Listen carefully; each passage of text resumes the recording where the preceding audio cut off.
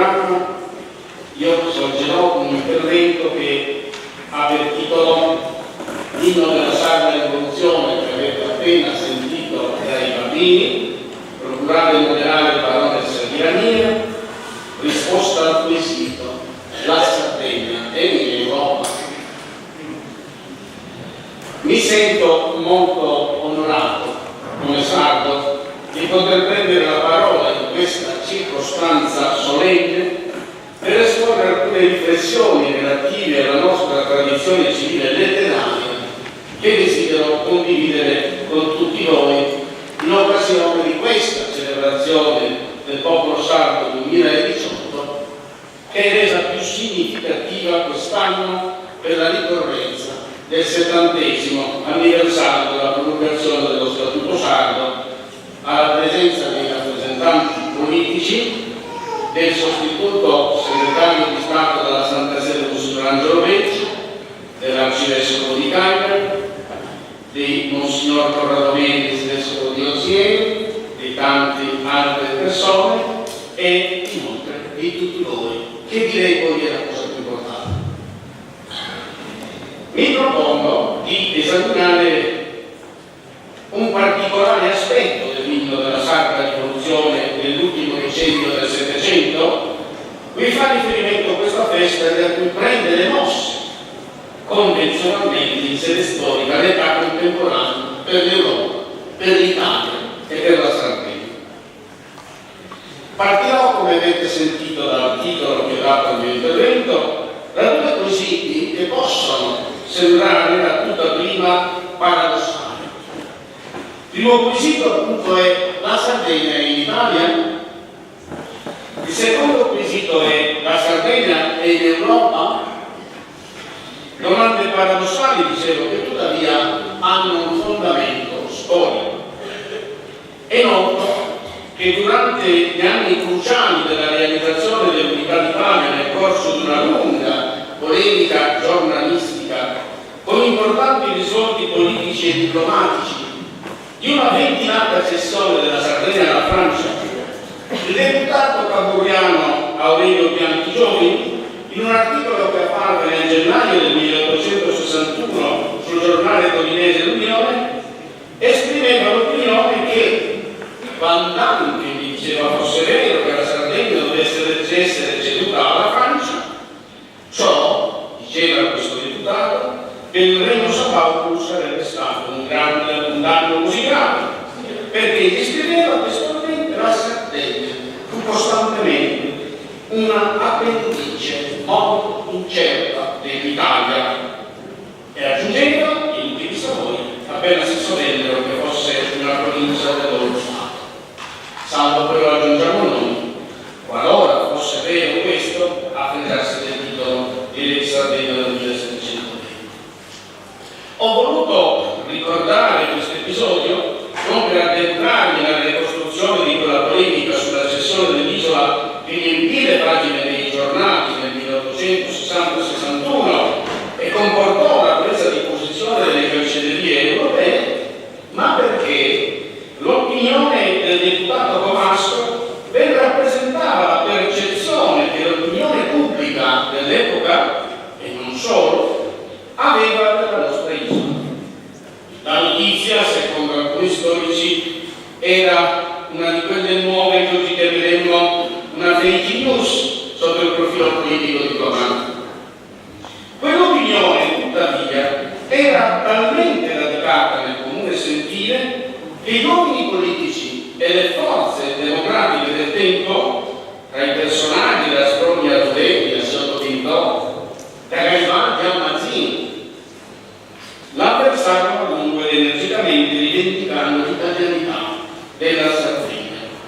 Era quella una percezione della Sardegna già fortemente radicata anche a livello europeo, che sarebbe stata ulteriormente divulgata nella seconda metà dell'Ottocento e del Novecento, soprattutto nella letteratura di viaggio. La Sardegna veniva percepita allora, come in seguito per lungo tempo, come un'appendice arcaica e selvaggia dell'Europa civilizzata, più avamposto africano che non l'estremo confine meridionale dell'Europa. Ci chiediamo ma davvero storicamente la Sardegna nella sua storia, nelle sue manifestazioni culturali, nella sua secolare vicenda politica, nella sua struttura economica e produttiva era un'appendice molto incerta dell'Italia e dell'Europa? Rispondiamo che sicuramente, se dovessimo limitarci a considerare la arretratezza complessiva del suo sistema economico e della struttura politico-sociale, quella percezione non appare del tutto errata e del tutto ingiustificata. Nessuno può seriamente ignorare in sede storica l'arretratezza dell'isola e una certa arcaicità dei costumi del suo popolo. Ma può valere tale percezione in generale? Davvero la Sardegna è stata nei secoli ricoperta da un buio pesto? I suoi abitanti, i suoi intellettuali, la sua classe dirigente, il suo clero, la sua burocrazia, i suoi ceti produttivi erano immersi nel buio dell'ignoranza, nell'arcaicità, erano completamente refrattari alla civiltà, alla cultura e al progresso? Ebbene, una tale visione della Sardegna, se intende essere riferita all'insieme della sua civiltà, della sua identità, è del tutto errata in sede storica. Infatti, l'arretratezza non significa affatto che essa ha vissuto il suo secolare percorso storico interamente avulso dal progresso delle idee e dalle conquiste politiche, culturali e civili dell'Europa. Se è vero che in Europa il secolo XVIII è stato il secolo della filosofia dei Lumi, il secolo per eccellenza del riformismo illuminato, il secolo cioè dei grandi piani dell'89, libertà, uguaglianza e fraternità, il secolo della grande rivoluzione, che ha rappresentato l'alba del mondo contemporaneo, la Sardegna non è assolutamente fuori da questo processo. Nel Settecento essa è stata coscientemente partecipe della rivoluzione delle idee rappresentata dalla filosofia illuminista. Aveva essa stessa nel suo piccolo una rivoluzione coeva della rivoluzione francese, che ha gettato il seme della contemporaneità, dell'aspirazione al progresso e al riferimento politico ed economico. Non è difficile del resto provare questo in sede storica alla luce di quanto i più recenti studi hanno sottolineato a partire dal cosiddetto riformismo rociniano tra il 1760 e il 1790, con la riforma delle due università, la riforma dei consigli comunicativi, la razionalizzazione dei conti grammatici e infine la volontà da parte delle popolazioni sarde di superare il sistema feudale che era ancora in vita in Sardegna nel Settecento. Questi aspetti, quando poi avrete questo curso che abbiamo preparato, potete, se volete, approfondire, non mi trattengo. In questa sede, però, cerco di documentare questo fatto, cioè la presenza della cultura del secolo di Lumi nella cultura della nostra isola, con l'esame di parte del notissimo inno appunto su Patriota Salvo a Soschio Dragos, meglio conosciuto dall'incipit di procurare e moderare parole satiriche. Si tratta, come noto, di una composizione in ottava riva, diversi ottonali di ben 47 strofe, 376 versi, dove sono rappresentate con il linguaggio poetico gran parte delle vicende del teatro rivoluzionario sardo di fine Settecento, la resistenza contro lo sbarco francese a Cagliari nell'inverno del 93, del Settecento, la formulazione delle 5 domande, che è una piattaforma politica autonomista nella primavera di quello stesso anno, la missione a Torino della rappresentanza stamentale tra il 93 e il 94 e il suo esito negativo che darà luogo alla cacciata dei piemontesi che ha avuto descritta nelle strofe del 21-43 e infine contiene un'ampia trattazione del problema feudale e il tentativo di mediazione tra gli strumenti del governo di Ceneggio e i rappresentanti delle popolazioni rurali e l'aspirazione delle stesse all'abolizione a titolo oneroso, cioè pagando loro, di quell'anacronistico sistema politico-sociale ancora presente appunto in Sardegna nel secolo dei Lumi, tramite uno strumento qual era appunto i patti di unione e di concordia che si sono verificati tra i comuni tra l'estate d'autunno del 1795 dopo l'assassinio di Pizzolo e di Planaggia. Non vi è però attenzione alcun cenno nell'inno al fatto portentoso del 28 dicembre del 1795, quando un esercito contadino guidato da due giacobini, il cagliaritano Francesco Cillotto e il sassarese Gioacchino Murra, espugnò Sassari, dove si erano rifugiati i feudatari dell'Udoro, ribelli al governo di Cerezo, costringendoli in gran parte a fuggire in Corsica, e inoltre non vi è alcun cenno al periodo di governo di Giovanni Maniangioni nel Capo di Sopra, in qualità di alterno tra marzo e i primi di giugno del 1796. Dunque, l'inno, che non reca una data, verosimilmente in base al contenuto è stato composto nella seconda metà del 1795 e dovrebbe essere stato stampato clandestinamente non tanto in Corsica ma a Sassari tra gennaio e febbraio 1796, proprio nel periodo in cui la città era in mano, diciamo, agli angioiani, cioè ai partiti progressisti. Nella strofa 4, di procurare e moderare, a partire dalla quale il poeta ha registrato zierese Francesco Ignazio Manno, inizia una lunga e argomentata trattazione del problema feudale sotto i profili politico, sociale, giuridico, economico. Così si esprime. Su dopo, chi profondo letargo di sepultato, finalmente despertato, s'avvisa che si incadena, gli sta soffrendo Isabella Genovenzia antica, feudi, legge inimica, abbona filosofia.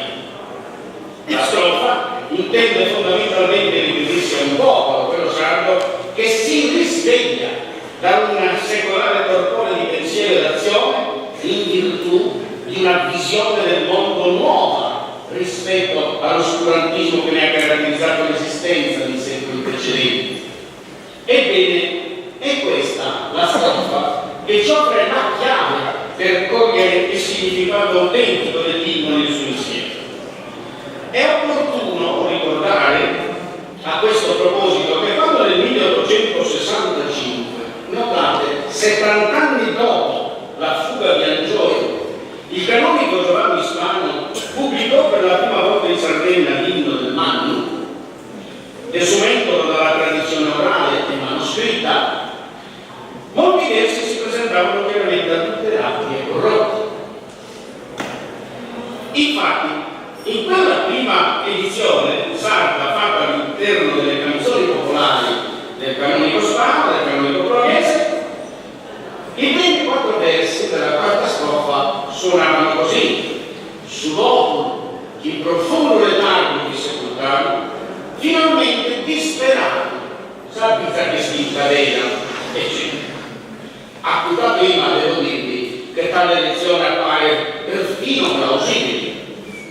Come può essere il popolo sardo, vessato e soggiogato per secoli da tante dominazioni, se non disperato? In seguito però, il ritrovamento di qualche copia della prima edizione a stampa, di cui ho qui con me un esemplare, e raccomando ai politici di metterla in una teca di conservarla perché è l'unica che ho trovato nelle biblioteche. Il ritrovamento, dicevo, di qualche copia della prima edizione a stampa dell'inno, di cui una gran copia oggi esiste nella biblioteca universitaria d'Italia, consentì di emendare e rettificare quell'errata lettura e di scoprire che in realtà il participio passato presente nel terzo verso non era disperato, bensì despertato, risvegliato dunque e non disperato. Non erano dunque la miseria e la disperazione a rendere il popolo sardo cosciente di essere in catene, ma il despertare, cioè a dire il risvegliarsi della mente e della cultura ad una nuova filosofia, a quella buona filosofia, cioè, di cui il poeta parla nel verso 8, che rischiara letteralmente, che risveglia, secondo l'ispanismo usato dal poeta, da un sonno profondo la ragione umana e le consente di prendere coscienza che il feudalesimo è un reggimento politico-civile che rende schiavo il popolo e che pertanto occorre spezzare le catene di quella schiavitù. La schiavitù feudistica di cui parla un altro manifesto politico clandestino di lotta contro il feudalesimo che circolò nelle campagne del Ludoro nello stesso periodo, intitolato Achille della Sarda Liberazione.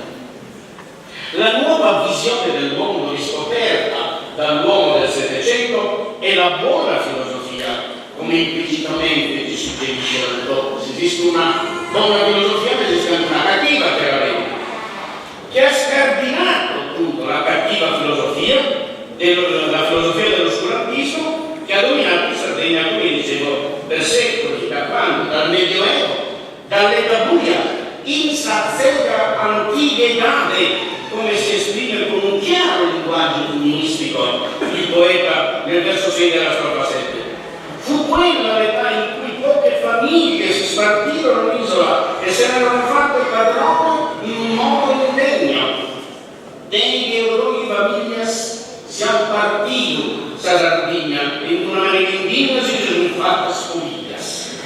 È stata ed è ancora nella nostra isola, sottolinea il poeta, quella l'età in cui i potenti potevano comprare e vendere le persone con un gregge di pecore, un nome di bestias bellonas e provagas misas de liras e tale volta pro niente isclavas eternamente tantas populaciones. La nuova visione del mondo, la filosofia nuova del risveglio dal sonno dell'oscurantismo proprio del secolo XIX sarà capace essa stessa di modificare, di riformare questo modo indegno di trattare l'umanità. Però, dice il poeta nella strofa 7, sa presente edade pensa l'uenza remediare, e nella strofa 44 ci dice su mundo sta reformando esas cosas che andano male. Sul sistema globale non può durare vita. Infatti, l'obiettivo principale della nuova filosofia è di ridare all'uomo la sua dignità di persona e di cittadino. Avviandosi alla conclusione del suo lungo discorso, il poeta nella strofa 45 afferma perentoriamente che l'uomo, la persona umana, deve essere riconosciuta e ricondotta alla sua dignità per la quale è stata creata. Sogne y sin postura y già degradato, pare casa antico grado alzare che fa de nuovo, pare che saranno solo pretende su umanità. Ne vale dunque la pena, secondo il poeta, combattere per la nobile causa del riscatto dell'umanità, ed era questa lotta che nascono tutti gli altri argomenti di filosofia civile, di Pierico Rimano, che delinea un assetto del tutto diverso dalla società rispetto a quella estremamente corrotta del tempo. Compito della società civile, dice il poeta, è di realizzare la felicità del cittadino, come si diceva nel Settecento, di difendere i valori fondamentali della vita e della proprietà sul patrimonio, sulla vita, di assicurare l'incolumità in modo che tutti gli onesti possano andare e vendere seguros dei disaviati. Non solo, ma il cittadino deve poter contare sull'onestà e la competenza dell'apparato burocratico e della classe dirigente, poiché il cittadino, sbassando, come lo chiama il poeta, è cosciente che la società si fonda sul contratto sociale e le risorse pubbliche, i 1000 balzelli cui è sottoposto, ricordate, massimi, scusate, a 1000 comandamentos, eccetera, eccetera, ai 1000 balzelli che è sottoposto, devono servire questi 1000 balzelli esclusivamente per la buona amministrazione, non per spese inutili e soprattutto per ingrassare, questo verbo usa il poeta, quella nobiltà parasitaria o quel genere di principale che definisce icasticamente tanto scappo dei stalli. Nel contratto sociale i contraenti sono gli amministratori e gli amministrati. Quando gli amministratori, i responsabili politici non mantengono la parola data, sperperano la ricchezza pubblica e giustificata e sacrosanta la disobbedienza civile, perché in questo caso il contratto si intende ipso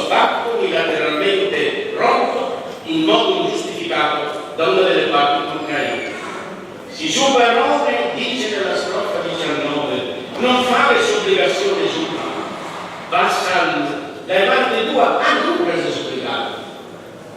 Sono direitos que aprovaram, lá no verbo técnico del tempo, vuol dire esigere le tasse, sono direitos que aprovaram en tantos años pasados, son dinari curados, e chi los deve curare. Infatti, sarà la tassazione che scarnifica letteralmente il cittadino. Quello usa un verbo molto forte in questo caso. Dice discordare, che nel codalese significa appunto scorticare, non viene utilizzato per il buon governo della società, per garantire cioè i servizi essenziali, si chiede il poeta, poi daranno il tributo, se no si darà il frutto e se lo cura su pagare e pazzia un po' pagare. E può venire. Mi sia consentito di concludere questo discorso breve in lingua sarda portoghese sull'infanzia materno. Se tempo limitato che mi ha concesso non mi permette di illustrare il signo della rivoluzione dello Stato contro ogni ingiustizia e sa volontà in solo del riscatto del progresso, il signo di Francisco Inácio Mano ha espresso un metas actas imaginas granadas e con argumentos che ad essere bello a contare a voi e chi, come comunicados a mie, recomendamos a sus mastros top de darles conoscere a sus vecinos e a sus giovani das escolas. Ma un'altra parte dello insegno, produrrà questa missa che abbiamo ascoltato un'ora che è necessario che io a mente e che pertende a questa tradizione muslimina del suo popolo sa dire religioso. Infatti, se è stericamente spero di procurare e moderare sul manifesto giuslavino della filosofia civile, da dove nasce la Sardegna dell'Oe, un manifesto fortemente infusto in stampa del secolo Salomonias, non dobbiamo dimenticare che si esprime pure una vita religiosa sincera e profonda. Questa è cosa di silenzidore, potete scombattare in sai 23 scambas. Camba significa strofa, per chi non lo sapesse. Un poeta, forse similare a Dante, in sa Divina Commedia, dimanda a suo Signore, commenti attordito, poi del suo mondo ma tantas ingiustizias, paris però consiste l'ansia, chi sa provvidenza e Deus guardo nostro, vada poi nel reddito. Ecco commenti si implea de su povero, su suore, commenti eterno Signore, su fide stare in giustizia, poi divina giustizia, remediate a tale cose, poi le spinas rosas sono podides orare. Oppure usai detta gambas, ue seguro di Deus è sbordato in sala dello spatriotas che terra cosa giustizia e cosa patria, e sussumatesi Signore, chi commenterà la sua sperabra de su magnifica, atterrato a suo potente e subile esaltato. O ancora, dai 44 scambas, canto seguro afirma il suo tempus venidore che estimados de la providencia para esa serenidade de los futuros y su da esa parte de su progreso, de esas reformas, de esa justicia de esa sociedad. Subir una realidad que non lascia sempre esa malizia triunfante.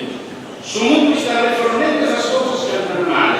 Su sistema feudale non può durare bene, questo vende pro moneta, sos poplos necessario.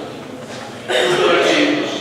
E sono insarraididas de su popolo usato, giustifican un resones evidentes ambas partes de esa celebrazione dei Costantini, la parte religiosa e la parte civile.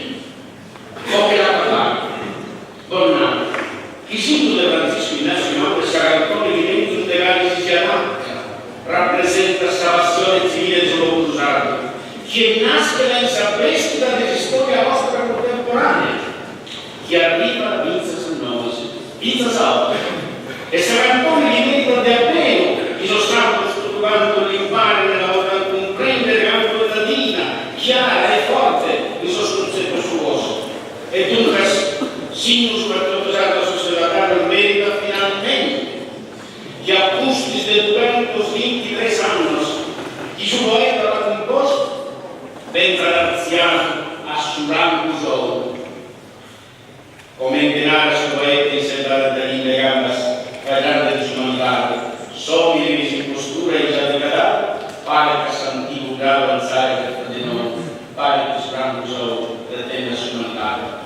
Prodotto su tipo giapponano, procurare moderare, merita che possa essere residuo dello sardos come un versículo verente della guerra, dello sardos matessero della giustizia. E so sicuro di sardos la cantare sempre in suo momento desia giusta contro un simile governo. Questa popolo se sola destirpare sus abusos, a terra sus malos usos, a terra sul despotismo, candonie des avances de los tempos, comente nos han imparado la sabiduría antiga de los mascatos, de los manos nostros, cambios de los vento, es preciso ventilare, prodotto di estas cosas. Es preciso y regulemos todos los logros ensinamentos que sí nos quieren indicar. Los poetas de un tipo a todos, salvos míos, ispirare e seguire questa via. Grazie a tutti.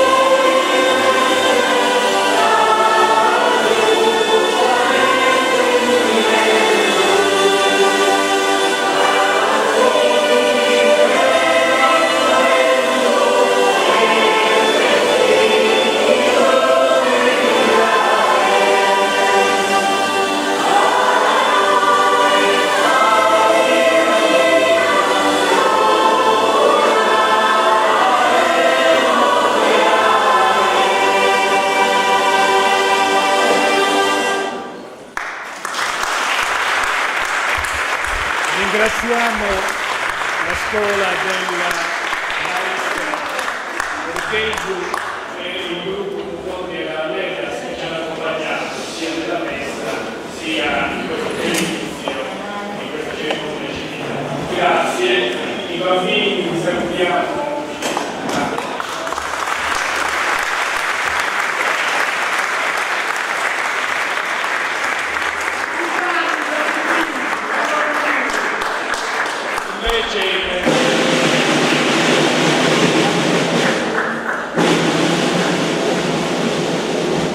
Invece il gruppo della Lega accompagnerà la finale nostra, siccome c'è un sacco di amici che vogliono cantare della Lega nuovamente popolare federale, concluderemo con voci maschili. E adesso inizia l'altra fase e con molto piacere concludo, visto che abbiamo deciso di recitare a due volte le versi di Gianni Lovi di stamattina. In tre, per chi non è un campionaese, e anch'io lo so, non sono andato a verificarlo, in tre gare e consegnarci con forza o con voglia di accenti, anche se sembra un termine desueto, però ha una forte carica che non c'è. In tre una bandiera, un'istendata, chi conta la sua valore e la passione di un'isola, un luogo, una nazione, si storia umana e sconosciuta. Volevano subiti in pace e galleria, abbrazzavano il curva a lungo, un ispirato nell'otto sul mondo, che scusa sapere a tanti. Saltieri sulla via di Porto, si fa dei sussidi da Sallega che su campo di Simba e Sossanto. Consistoria e cultura, per chi vuole seguire, è la pagina 16, consistoria e cultura, issa narra su Miseus, cara noi se cultura su mondo. In sapurità deve mostrare suo, in sa scrutare la scoprire sua, issa sconta la sfida del Sadarina, incarregata a cantare e espressare l'opera, e con la pizzina di sustare e fai dare musicale. Ove è osservato ricordare a fragare la nostra Deus, e intra noi, il soldato dei culti, in sa sede istituzionale. Deus si vive in sa donna nostra, in sa saluta, in sa pistola, in sa dopo di Natale. Sarei con questa sua cammina pari si usarassi la norma dell'economia, chi doveva pensare, impedistare, tante forza, sa natura e sapere il nostro. Saper dove l'azzare si deve fare, a noi e a sostiene la forza, e a avvocare che non anche la sua occasione, lo fai che lo sveglio si grada per vita nostra. Comunità questa parola istinti e conoscere il desiderio. Bonus a donare e pigliare strumenti de sus popolo che non subidino si sumare. Justo e sapresto insommarnos noi la salve e che Dio si impari del suo vicino nostro. Studio serio, sopri questa competenza, sa giustezza e sumare la parlata, sa serietà di una comunità di produiti e rispetto a mezze guiata in maniera democratica da un'autorità riconosciuta, discutere, proporre e definire. Debbero scomunicare su viaggi e stopri avvisare, creare, sognare, è obbligatorio per noi sognare. S'avventura la può essere ispantosa. Ora, come Perugniano, si sente sul rimauso a regolare in festa sospensamente, s'affaina, e sosanto si fa inedibili in tempos paris usos italianos e sosate los populos de Europa. Custa, populos de sopra, nada scanto de libertà nostro, procurare moderare. Se ser liberos, uguales e fratres, sosai italiani nostros no ian a ver sa totus historia. No es cosa de ver ponto, no es distavos íntimo totus os populos, che prodotto noi si abarca sa ausencia del fatto preghere su giusto. Anda Fellini, santa de Saturnina nostra, es una corrente, mancari i valentesi, sa difficoltà del sostento, sì, a sciupare sempre a noi e a fecundare si storia nostra. Questo privilegio, che medesimamos, accompagna da questo distretto del suo professore Giardati, esattamente una parte, e come una tavola sul tempo si disadoccava a giorni, e questo scanto questa poesia che sostituisce lo dialogo del sanalista della Progetti, accompagnato questa musica che sul gruppo un po' della Metas, accompagna Sartori le sue unità, questa di Sardegna, questa proprietà regionale, questa città metropolitana, questa conferenza che sono palesata, e questo parlamentare in Italia. Su dopo usato ad attendere su tempo superiore che alla terra, campo, Kenze a Capios dai forza, e i studentesi mani, i sosati, così dire che questo problema nostro, i frutti nostri, e solo noi ci potete rispondere. Tanto noi ci usa cantare, sa verità, sa competenza, e responsabilità del suo vicino suo, dessa femmina, del suo doni di cultura, e dessa forza sociale sua, impara che sono responsabili del suo istituzione.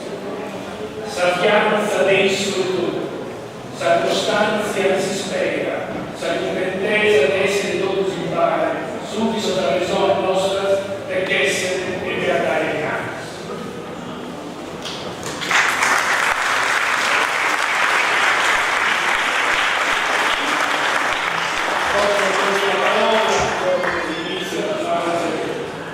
Dei saluti, che vengono la parola a Sindaco di Italia del Massimo Sena, poi si chiama sicuramente il Presidente. Grazie, buongiorno a tutti.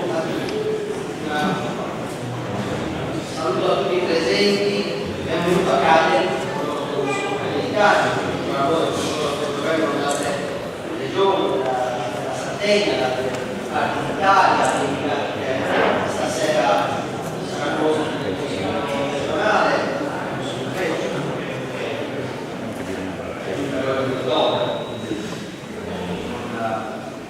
nonostante questi impegni importantissimi del scuole, non in Sardegna, anche se è stata un'iniziativa che si svolge in Sardegna.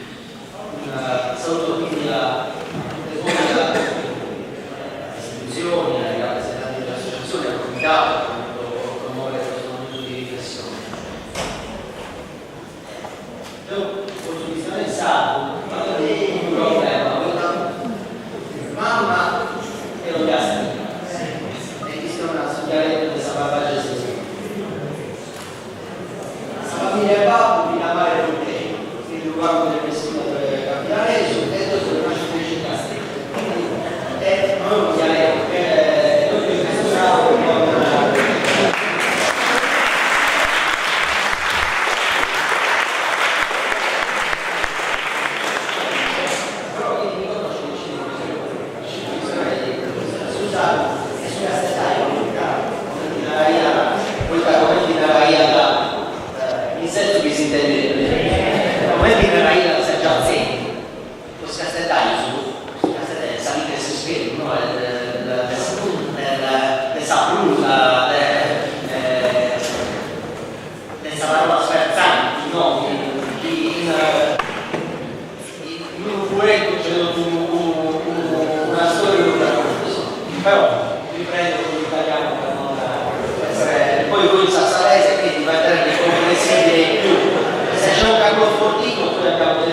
problematiche, una serie di problematiche,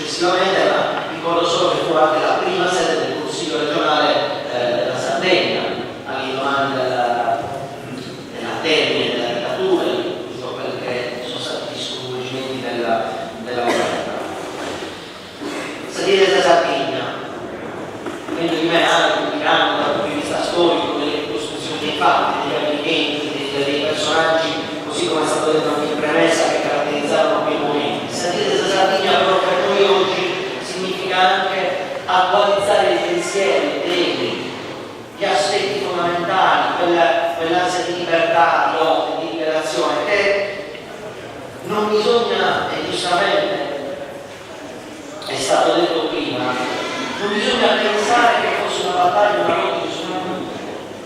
Furono battaglie e lotte che ci collegavano con le battaglie e le lotte in tutto il mondo. Basti pensare all'idea di indipendenza della prima grande colonia degli Stati Uniti d'America dal potere della potentissima Inghilterra dell'epoca, sul mare e in terra, forze armate, imbattibile, poteva sembrare per l'epoca, eppure facevano una battaglia di libertà anche negli Stati Uniti d'America, e così successivamente si tentò per tanti modi, dalla rivoluzione francese al 1848, i modi rivoluzionari, e i protagonisti dell'epoca avevano relazioni di carattere internazionale.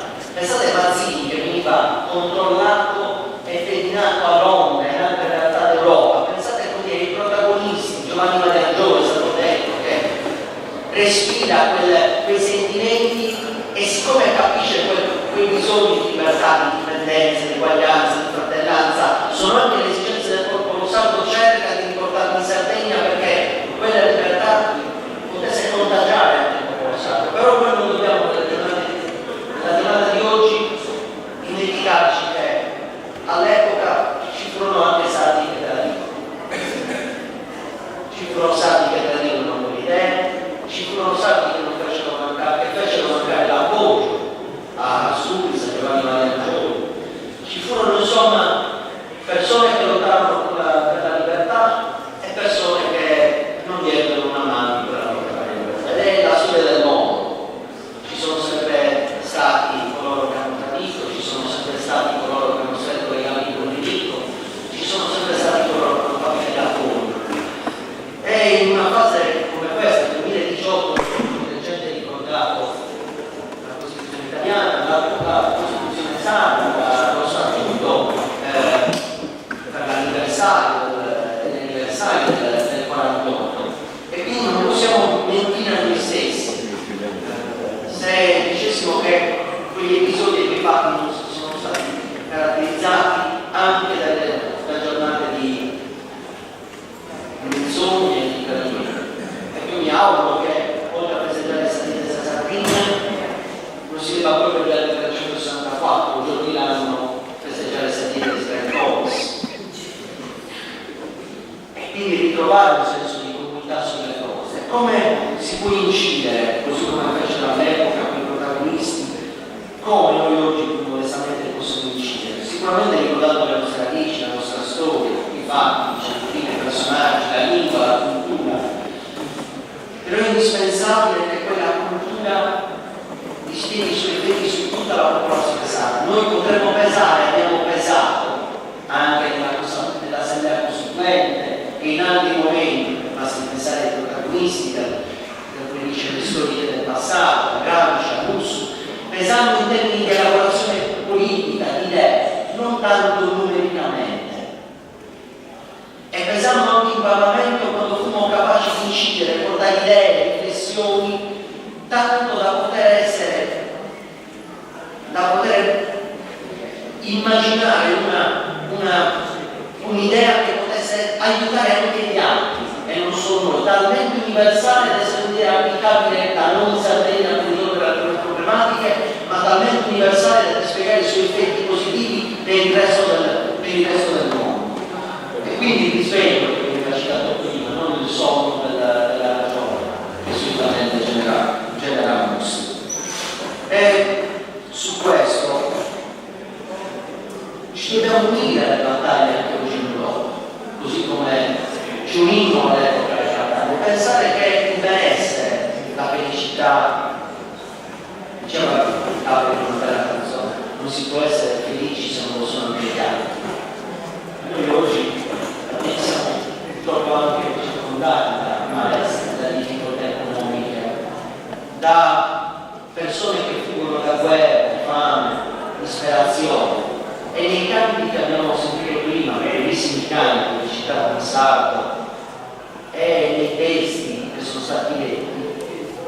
dà sempre il messaggio di volgere lo sguardo al povero, all'oppresso, allo sfruttato.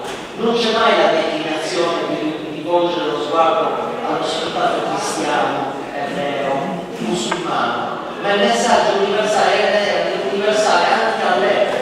Persino dei Vangeli, nonostante la complessità del tempo, dei secoli passati, noi dobbiamo essere in grado di riscoprire queste forti radici di umanità, cioè di rivolgere lo sguardo agli altri a prescindere dal colore della pelle, dalla razza, dalla lingua, dalla religione, perché si devono affrontare le tematiche, i problemi della povertà, della miseria, della disperazione, verso tutti coloro che provano queste difficoltà e non, come dire, con elementi invece egoistici, prima noi, prima coloro che soffrono, a prescindere dal luogo di provenienza. Ecco, io penso che questo sia il messaggio universale che offre i grandi patrioti, le grandi personalità, le grandi persone e che oggi ci accomuna. Santo Padre, che ha visitato Cagliari, viene dal Sud America. Il Sud America ha pane e lavoro, pane e vino. L'idea di poter dare un litro di latte ai bambini al giorno sono parole universali che ricordavano anche gli indi, molti, i termini presenti nei nostri campi a distanza di migliaia e migliaia di chilometri rispetto ai paesi, eppure erano tematiche universali. Noi dobbiamo riscoprire questi temi in modo tale che si ritrovi quella solidarietà tra sardi e tra altre persone in termini di accoglienza e di riscoperta di questi valori che hanno caratterizzato quando sono stati percorse per le strade i più bei momenti della storia, non solo della Sardegna, della nostra Europa e dell'intero mondo. Altrimenti, altrimenti negheremo e faremo un torto a coloro che hanno perso la vita per la libertà e per la democrazia, per la libertà e i diritti dei secoli passati e per la democrazia conquistata dopo una guerra sanguinosa nel secolo scorso. Negheremo le nostre stesse radici, la nostra stessa storia e sarebbe un grande torto, non solo in occasione della sede della Sardegna, ma in occasione di ogni dire che interessa il futuro di questi stati. Grazie.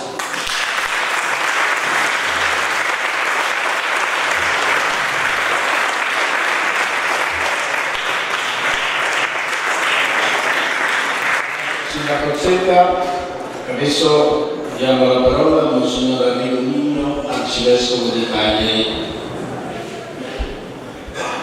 Buongiorno a tutti, anche da parte mia.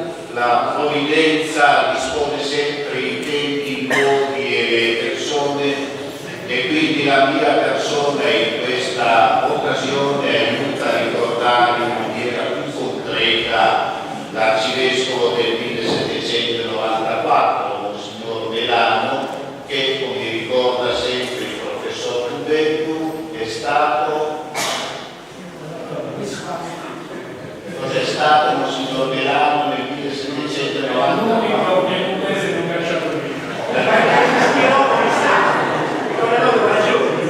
E quindi direi che nel contesto mi trovo non solo per accolto da tanti anni in Sardegna, ma mi sento davvero partecipe di questa giornata. Un po' di ricordi, il mio pensiero va in questo giorno ai primi passi della rinnovata o ricostituita festa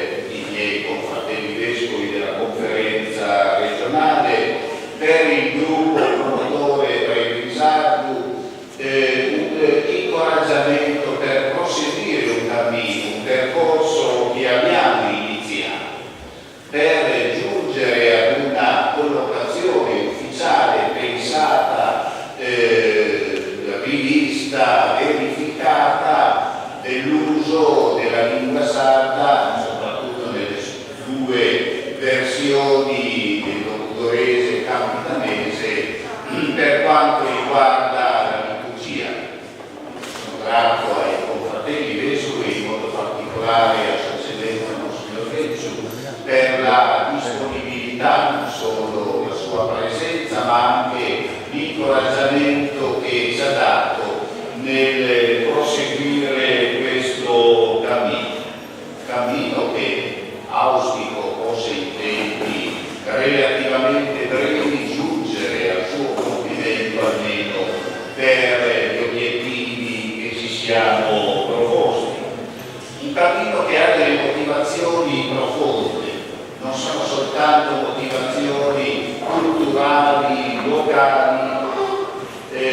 Man mano che avanza questo tipo di cammino, di studio, di preparazione, mi pare che emergano sempre più evidenti le radici latine. Chi ha iniziato gli interventi questa mattina si chiedeva se la Sardegna è in Italia, se è in Europa. Direi che i legami con Roma, Monsignor Recciu durante l'omelia ha voluto ricordare anche i santi che hanno rafforzato questo legame. Mi pare che sia una bella motivazione da tenere presente, e io ne ho sempre vista un'altra che ho ripetuto più volte, ecco, per questo lavoro di incontro sempre più approfondito tra la lingua sarda e la liturgia latina, ed è il mistero della parola incarnata. Noi siamo i seguaci di una parola che si è fatta carne, non soltanto della persona di Gesù di Nazareth, ma una parola che si è fatta carne, come si ripete in Concilio Vaticano II, nelle scritture. Ha cominciato in alcune lingue, ma poi attraverso le traduzioni la parola entra in tutte le lingue e in tutte le culture.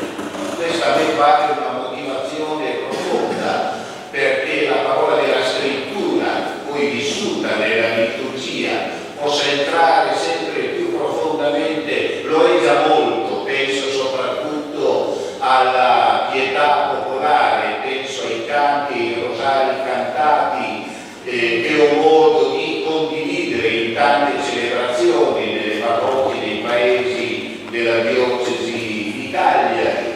Ecco, dunque abbiamo già una strada aperta perché avvenga in maniera ancora più completa questa incarnazione della parola in questa lingua e in questa cultura. L'obiettivo, quale può essere, già è stato ricordato, mi pare che debba essere anzitutto l'obiettivo di forza e di unità di tutta la comunità sarda, di tutto il popolo sardo, per crescere insieme, per poter affrontare in maniera sempre più efficace i problemi gravi che oggi toccano il mondo del lavoro, i giovani, le famiglie, i nuovi immigrati e tutti gli altri problemi che interessano profondamente questa regione. Problemi seri da affrontare, li affronteremo e li possiamo affrontare bene se contribuiamo tutti insieme a lavorare uniti. Il discorso del bene comune è un discorso che non annulla le differenze di nessun tipo, ideologico, culturale, religioso, partitico, ma anzi fa diventare un'opportunità queste differenze. Se abbiamo un tessuto unitario di cui la tradizione religiosa cristiana è parte integrante, anche questo è già stato ricordato. E l'altro obiettivo che mi pare importante, una Sardegna che ha molto da offrire al resto del Paese e all'Europa e al Mediterraneo. Ha molto da offrire con la sua storia, con la sua cultura, con i suoi valori, con le sue tradizioni, e certamente il cementare sempre di più l'unità di tutta questa terra e di tutto questo popolo ci aiuta a prendere consapevolezza di quanto abbiamo tutti insieme da donare, non soltanto un popolo che rivendica giustamente dei diritti, che deve recuperare delle carenze dei ritardi, ma un popolo che ha molto da dare e può contribuire molto più di quanto normalmente non si pensi alla crescita di tutto il nostro paese. Dunque sì, la Sardegna ha un suo posto non secondario in Italia e in Europa, nel Mediterraneo, che possa scoprire sempre di più quante ricchezze ha ancora da condividere con tutti questi altri.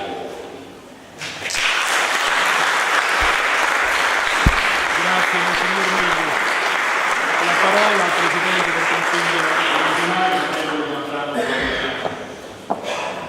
Buongiorno a tutte e a tutti, un saluto particolare alla Sindaca Rossetta, al Presidente Figlio, al Monsignor Becci, tutto per questa ringraziato del Stato. Ringrazio per la sua presenza oggi qui a Cagliari e per il percorso che ha insieme al testo il signor Miglio, volto ad ottenere il via libera dalla Santa Sede per la celebrazione integrale della Santa Messa in Santi, uno strumento che si è attuato potrà sicuramente favorire la diffusione e la conoscenza della nostra vita. Saluto il Comitato Rosalino della Sardegna, i rappresentanti delle fondazioni e delle associazioni che lo compongono e che ogni anno consentono alla nostra isola di celebrare questa importante giornata, che come noto ricorda quella lontana data del 28 aprile 1794, passata la storia per l'insurrezione dei Sardi e la cacciata dei dominatori piemontesi. È un episodio storico che trae origini complesse, nonostante un malessere profondo del popolo sardo, cui concorsero molteplici cause ben sintetizzate dall'intervento introduttivo di Luciano Carta, che quest'anno celebriamo in occasione di un altro anniversario, dall'altro valore simbolico, il 70° dello Statuto Sardo. 70 anni fa la Sardegna veniva riconosciuta la dignità di regione a statuto speciale, veniva data autonomia nel governo della propria vita comunitaria e dobbiamo essere orgogliosi di questi 70 anni di autonomia, perché per decenni la Sardegna è cresciuta grazie anche a questo strumento. Sono stati un periodo di straordinario progresso, di pace dentro la pace garantita dalla Comunità Europea, oggi Unione Europea, 70 anni di avanzamento economico e sociale, di superamento della povertà, dell'analfabetismo, delle malattie. Come ho avuto modo di dire al Presidente Mattarella, che il 26 febbraio ci ha onorato della sua presenza, oggi dobbiamo costruire l'orgoglio di quanto saremo in grado di fare per costruire il futuro di questa terra. Perché la nostra è una storia giovane, come giovane è la storia della Repubblica Italiana, democratica e antifascista. Ritengo dunque utile ed opportuno trattare i due eventi, trattare di autonomia regionale e le celebrazioni universali congiuntamente, perché strettamente collegati tra loro. Questo pomeriggio il Parlamento sardo si pronuncerà sul testo della legge per riconoscere l'oculato moderato, titolo originale sul patriota sardo Assus Lodatario, come inno ufficiale della Sardegna, da sempre nel cuore di tutti i sardi. Non è una scelta casuale, che rafforza l'alto valore e significato identitario della proposta. Ecco perché sono particolarmente felice e orgoglioso di questa giornata, con noi in aula ci sia anche la comunità della FASI e una forte delegazione di sardi immigrati. La data del 28 aprile 1794, l'episodio storico ricordato, che ha rappresentato poi il proprio atto rivoluzionario, sono il simbolo dell'orgoglio sardo e il riferimento per un percorso non ancora compiuto che trova le ragioni più profonde nella ricerca di autonomia, nella sua difesa, nel suo ampliamento, nel suo pieno riconoscimento della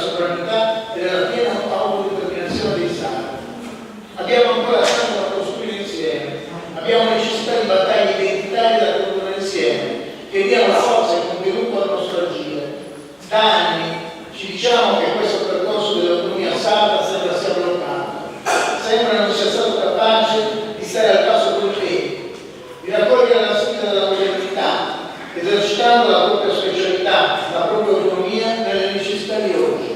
Trasporto, educazione, cultura, lingua, ambiente, digitale.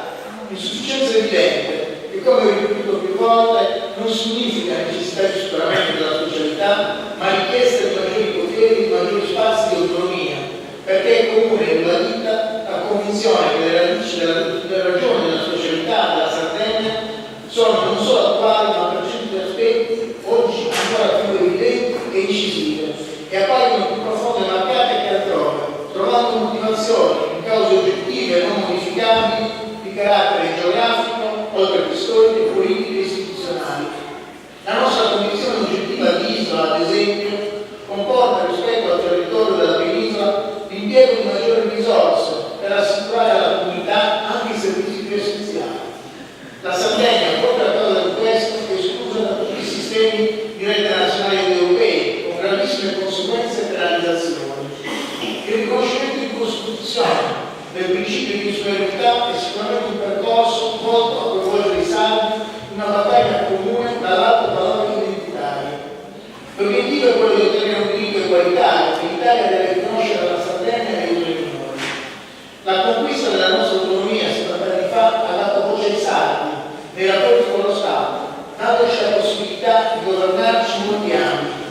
Abbiamo affrontato solo una piccola parte di questo cammino, eppure sono tante le grandi conquiste raggiunte e ancora tanti gli obiettivi da raggiungere. Di fronte ai millenni della nostra storia, l'autonomia sarda è appena nata. Così recita lo slogan di una campagna nella quale mi auguro tutti i sardi possano riconoscersi con orgoglio e appartenenza, consapevoli delle nuove sfide che ancora ci aspettano.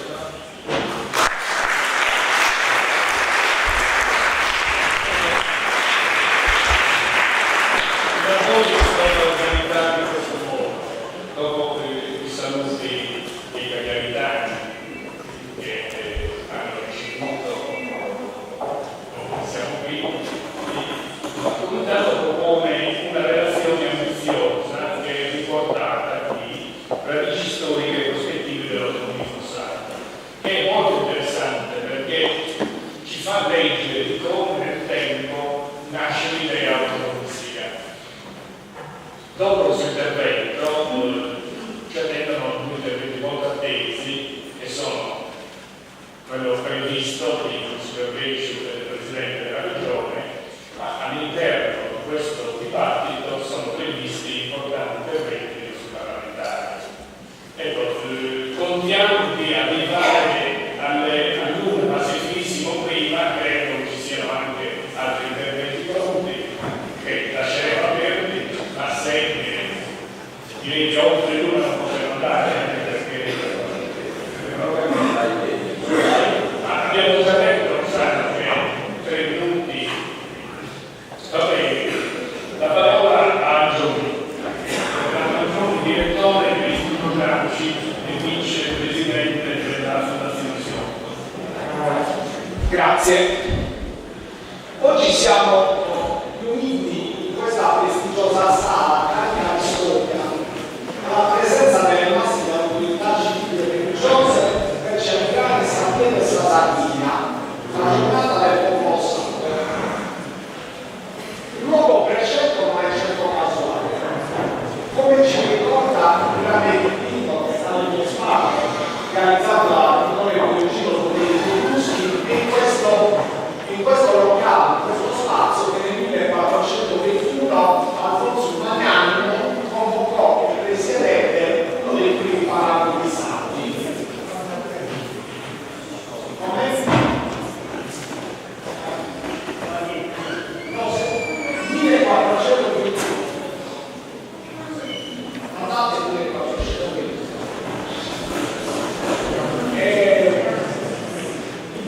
Uno dei primi parlamenti sardi erano gli statuti che erano composti da lo Stato militare, lo Stato ecclesiastico e lo Stato reale. E le prime di questo luogo, che dal 1949, come ha accennato il sindaco Massimo Zetta, e per molti anni si tenevano scelte.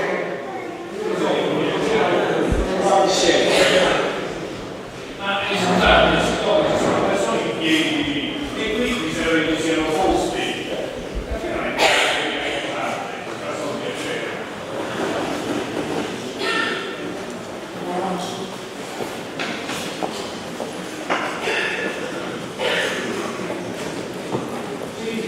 Dicevo, ed è qui dal 1949, per molti anni, che si riunì il Consiglio regionale della Sardegna. Ci troviamo dunque in un luogo dall'alto valore simbolico che ha visto operare nel corso dei secoli le istituzioni rappresentative della Sardegna. Quest'anno Sardegna si arricchisce di almeno due importanti significati. Il primo è dato dalla concomitante ricorrenza dei 70 anni dello Statuto di autonomia speciale, che può rappresentare l'occasione per l'avvio di una riflessione seria e documentata sulle radici storiche e sulle prospettive dell'autonomismo sacro. Il secondo dal fatto che proprio questa sera in Consiglio regionale verrà discusso il disegno di legge destinato a dare alla Sardegna un proprio inno speciale e sulla quota Sardu a sostentatario, comunemente conosciuto come procura regionale. Il terzo motivo, ma terzo non c'è più ordine di importanza, è costituito dal fatto che oggi, prima della parte civile delle manifestazioni, nell'antica cattedrale è stata celebrata da Monsignor Angelo Becciu, con diversi vescovi della Sardegna e numerosi prelati, la messa in lingua sarda. Il canone non era in lingua sarda per ragioni procedurali, perché vanno rispettate certe procedure, però avete visto che la sostanza è una messa della nostra lingua. Dicevo che quest'anno ricordo i 70 anni dello Statuto Sacro, promulgato con legge costituzionale numero 3 del 1948. Da allora ha preso avvio il percorso della Regione Autonoma della Sardegna, che ha riconosciuto ai sardi per la prima volta nella loro storia il diritto di autogovernarsi. Tuttavia, se il 1948 segna l'inizio sul piano istituzionale dell'autonomismo sardo, occorre considerare che quell'idea ha origini assai più antiche. Può infatti ritenersi che l'aspirazione dei sardi all'autogoverno e quindi al riconoscimento di una propria soggettività politica e civile affondi le sue radici nel periodo giudicale, allorché il territorio dell'isola era suddiviso in 4 regni disciplinati da proprie istituzioni. E intorno al 1392-1395 che Leonora Corea promulga la Carta dei Logu, codice delle leggi del giudicato da Corea. Proprio di fronte a me c'è un grande dipinto che interpreta questo avvenimento. Si vede Leonora che srottola la Carta dei Logu, che rimarrà in vigore sino al 1827, allorché sarà sostituita dal codice delle leggi civili e criminali del Regno di Sardegna, cosiddetto codice feliciano. Quindi fu un codice, la Carta dei Logu di lunga durata. Chiusa l'esperienza giudicale, l'idea autonomista si svilupperà, seppur in forma parziale e limitata, nell'ambito della monarchia catalano-aragonese e soprattutto in età spagnola, attraverso la vita degli stamenti, gli antichi parlamenti sardi, che con un processo dialettico incentrato sulla concessione del donativo e il riconoscimento dei privilegi, vide risorgere e lento affermarsi della consapevolezza in capo all'elemento locale di costituire un popolo distinto rispetto ai dominatori di turno, un popolo distinto. Per la precisione era stato Pietro IV cerimonioso a dar vita nel 1355 al primo degli istituti autonomisti, allorché convocò il presidente a Camera del Parlamento, un organismo articolato di 3 bracci. Nel 1418 viene istituito il governo di Vicereggio, che aveva sede proprio in questo edificio, qua aveva sede il governo di Vicereggio e aveva competenza territoriale sull'intera isola. E nel 1564 inizia a funzionare la Reale Udienza, che fu il più alto consesso di giustizia del regno, che di fatto esercitò anche funzioni più ampie rispetto a quelle strettamente giudiziarie. Ed è nell'ambito degli stamenti, attraverso una lotta plurisecolare fatta di vittorie effimere, di dure sconfitte, ma anche di faticose e graduali affermazioni, che doveva affermarsi quella coscienza oggi potremmo definire nazionalitaria o autonomista sarda.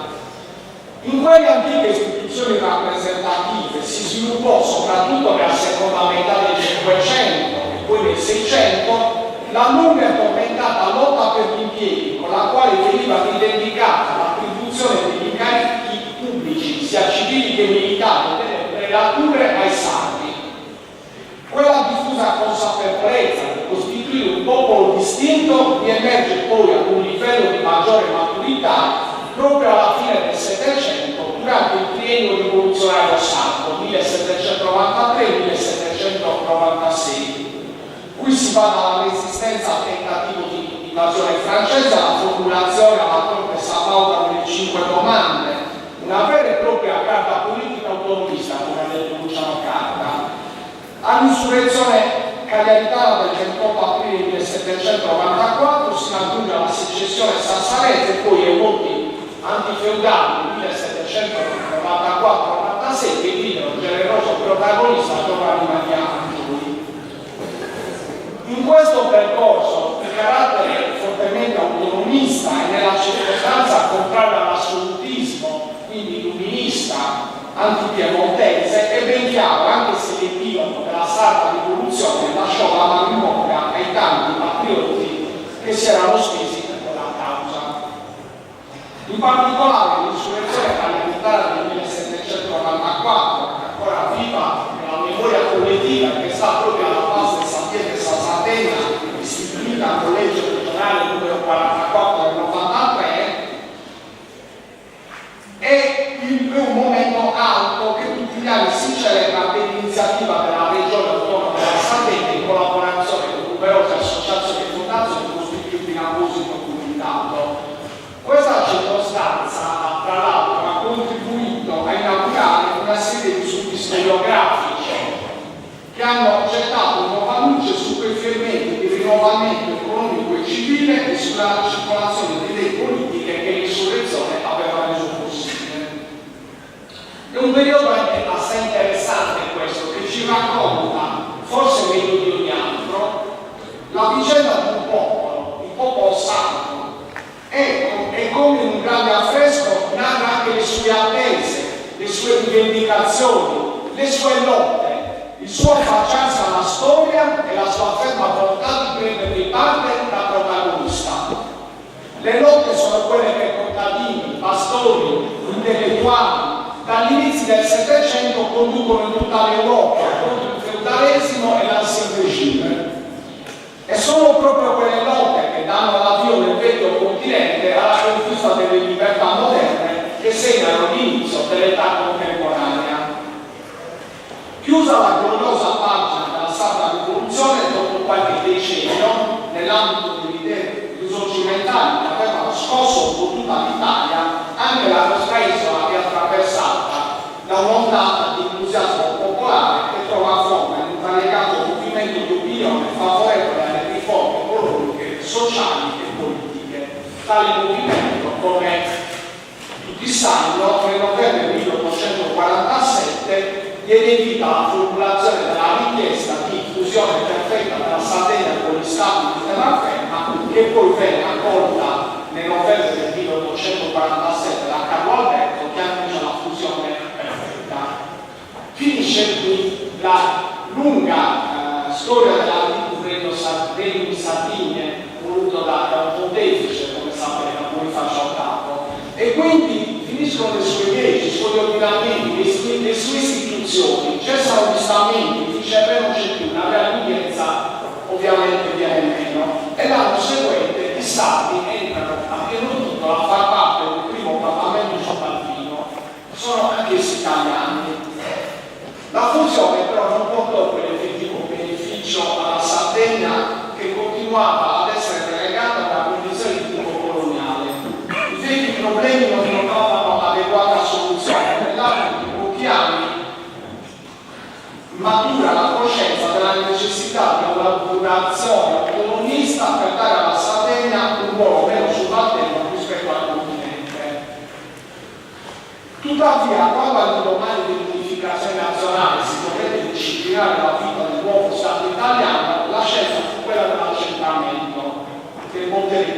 politico e amministrativo, scelta dettata soprattutto dalla preoccupazione allora forte che le profonde differenze esistenti tra le singole entità territoriali, che poi erano un'espressione degli antichi stati prioritari, potessero compromettere l'unità nazionale da poco raggiunta.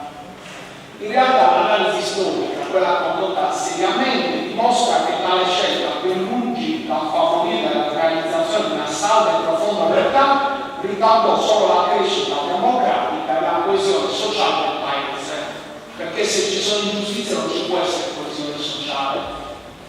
Non so bene, era Massimo Zero racconta la canzone di Gaga, cioè se c'è un mondo infelice non si può essere felice. Ecco, lo stesso fa, se rimangono le ingiustizie non si può avere coesione. Ovviamente non mancava questa idea di accentramento fortemente statalista delle voci contrarie, e tra queste ricordo brevemente quella di Giovanni Battista Rufferi, ma ricordo anche Giorgio Ascromi, e ricordo Giovanni Sciotto-Picò che con la sua autocritica tentata dalla fusione perfetta dovette rivedere delle posizioni e rendersi conto che i doveri si erano fatti. Tra l'altro cosa succede? Che quest'Italia che si presenta in Sardegna come si presenta? Si manifesta sostanzialmente attraverso l'esattore, cos'è l'Italia per i sardi, attraverso i carabinieri, attraverso la legge obbligatoria, un apparato burocratico che è estraneo, se non addirittura ostile al tessuto economico e ai bisogni delle popolazioni sperimentano. È evidente che in siffatto contesto i fenomeni della criminalità e del banditismo conobbero una recrudescenza forte, soprattutto a fine Ottocento nelle zone interne della Sardegna. Una situazione grave che prova a puntare il riscontro delle inchieste parlamentari che furono fatte, sulle quali non mi soffermo, rimando al testo, ricordo solo che ci fu dei pretis, poi quelli di Francesco Salamis e di Francesco Paisi Serra, e le relazioni conclusive di tutte queste tre commissioni parlamentari di inchiesta riconoscono tutte la necessità di affrontare un disegno organico di misure a favore dell'isola per superare questo misure eccezionali per superare il ritardo.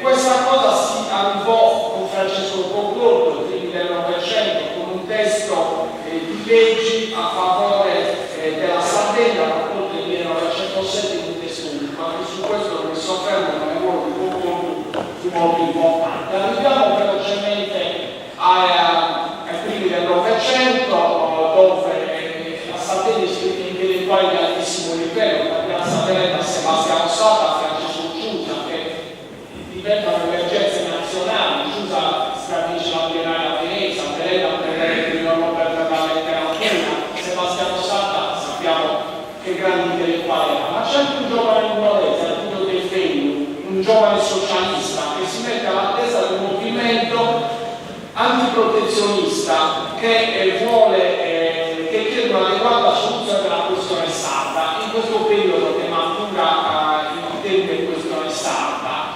La Grande Guerra cosa fa? La Grande Guerra nella trincea crea un senso di unità per sardi, però la Grande Guerra alla fine, la sua conclusione, accentua tutti i limiti e le contraddizioni presenti nel medio stato liberale.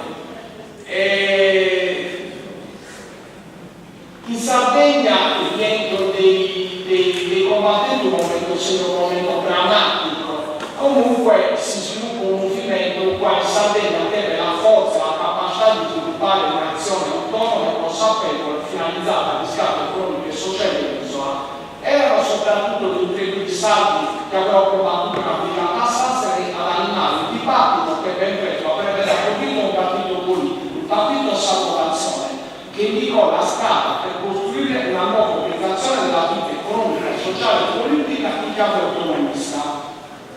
Rinnovamento che sarebbe dovuto realizzare sul duplice terreno, quello delle riforme economiche e sociali interno, quindi, e quello della riforma dello Stato attraverso la Costituzione delle regioni, che spezzando l'accentramento avrebbe dovuto porre le basi dell'autogoverno, indispensabile strumento per una crescita civile e democratica.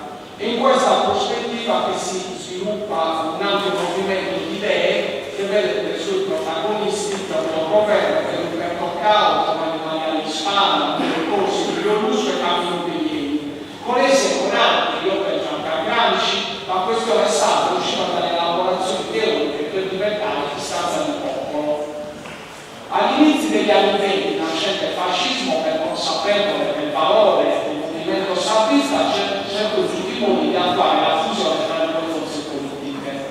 nonostante una percentuale significativa di quadri di militanti del partito Stato Nazione e di testimonianza forte della propria opposizione al fascismo, la fusione del riguardo gran parte di partisatisti, alcuni dei quali venirono al regime sperando di far accettare le rivendicazioni fondamentali del partito Stato Nazione.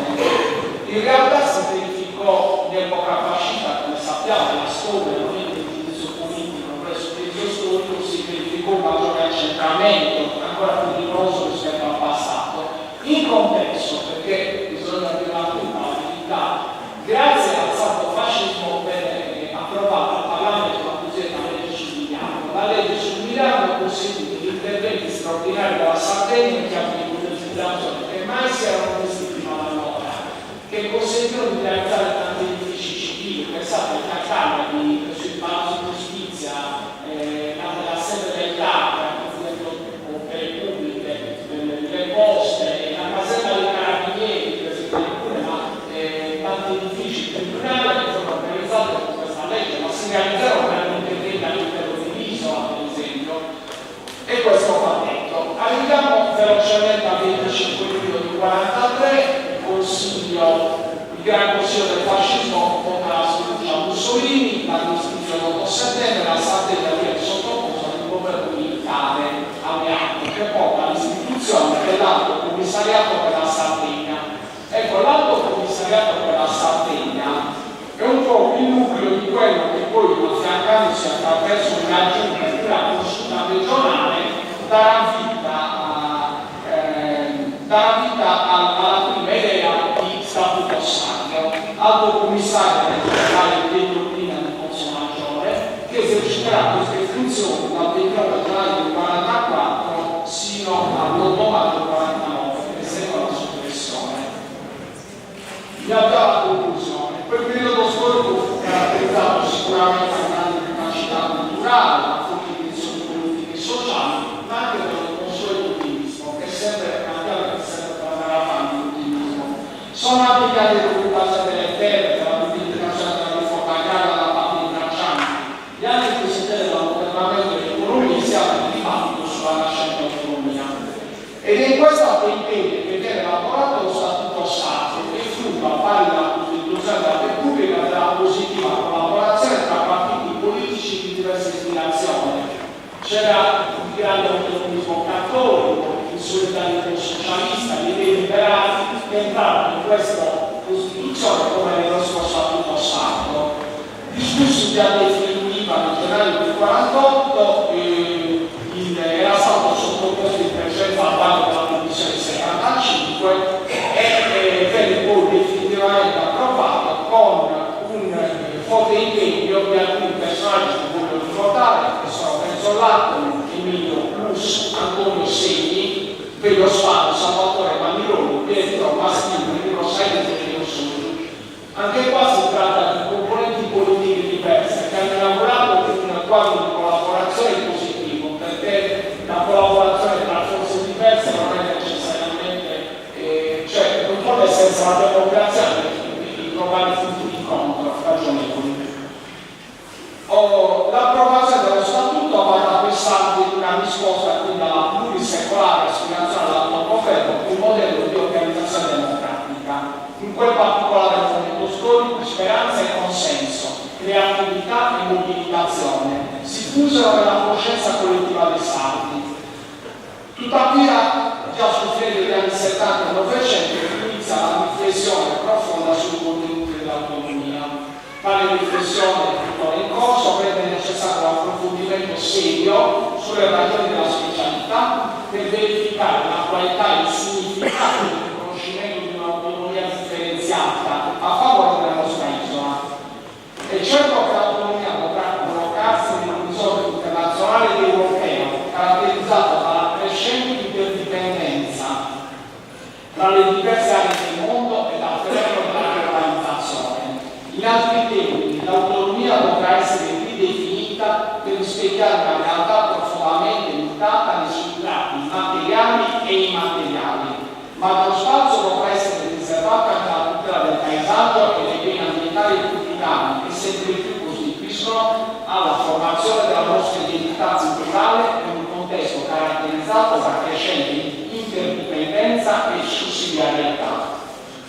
In questa prospettiva i saldi dovranno dare contenuti innovativi a parole controverse e complesse quali identità e specialità.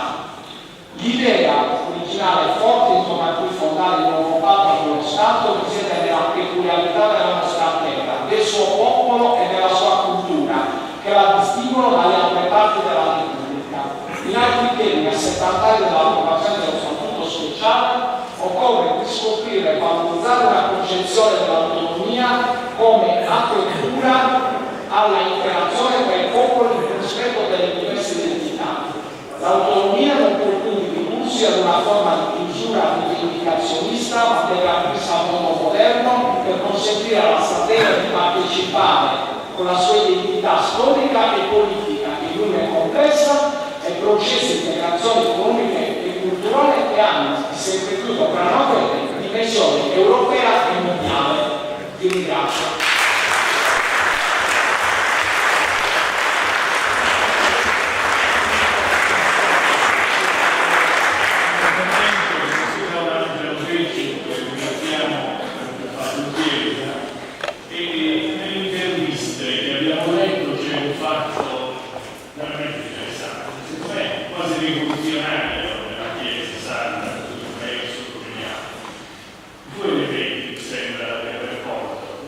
Il primo è assunzione delle nostre responsabilità. Ce la possiamo fare solo se la responsabilità ce la assumiamo noi. Secondo, la Chiesa darà una mano nel suo specifico.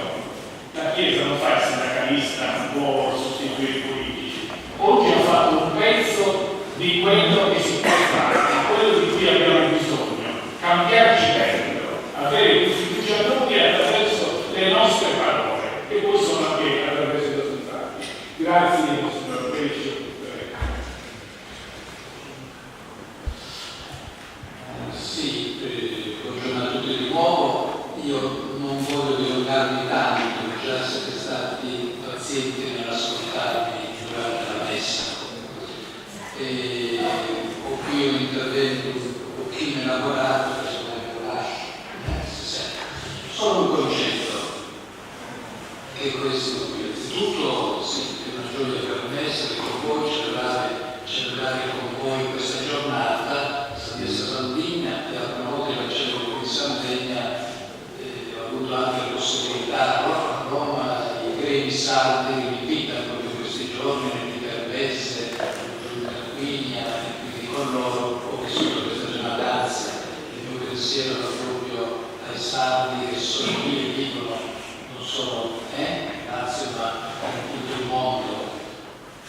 Sono stato sono figlio di immigrati, quindi conosco la sofferenza di chi lascia e chi rimane. Per cui ecco, ho capito questa sera che confronto una rappresentanza degli immigrati, sappiate che sono sempre i nostri fratelli e quindi sentono il desiderio di essere pensati e sostenuti in questa da noi che siamo rimasti nel viso. E ecco, mi vengo con voi oggi, ho sentito anche un po' di emozione, mi sento fiero, entusiasta della mia terra, di tutti voi che con tanta passione cercate di mandare avanti il discorso dell'identità, il discorso anche di certe rivendicazioni, il discorso di riscoprire la nostra storia e la nostra cultura. Tuttavia, ecco, se mi permettete, un però, un timore, lo dico, lo notiamo a Sorriso, dalla Sardegna. Qualcuno mi ha chiesto, ero un'assemblea, mi ha chiesto una domanda, mi fece il pubblico, in pubblica assemblea, ma lei cosa ha fatto in giro per il mondo per la Sardegna?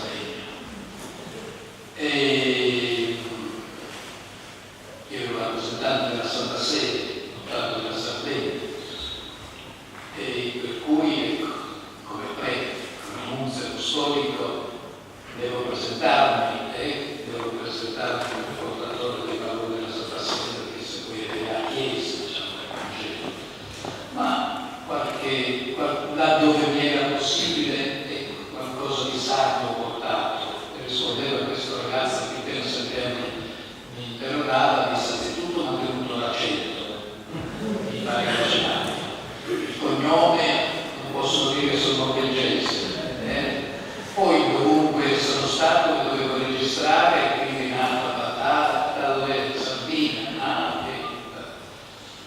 E poi mi ricordo in Nuova Zelanda, dove in Nuova Zelanda sono 27 ore di aereo, quando venne il presidente Cossiga e via ricevimento dell'ambasciata italiana, subito venne incontro e mi chiese a Bruciapello, un segno, ma se Alla non è neppure sono dalla se Alla c'erano degli amici di un irlandese che subito mi chiese cosa lui dice forse Alla e quindi mi dava mi ha dato motivo di far conoscere qualche cosa anche in questo senso. Una volta, questo è un po' ecco, sempre in Nuova Zelanda venne la visita della regina d'Inghilterra e il nunzio, il segretario, doveva presentare le credenziali come ogni ambasciatore, doveva presentare le credenziali al capo di Stato. La regina d'Inghilterra è ancora capo di Stato della Nuova Zelanda.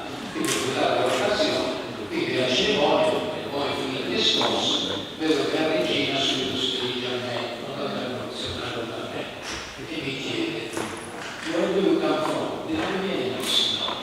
Dalla Sardegna. E il nunzio, ma guardi, invece dell'Italia dice la Sardegna.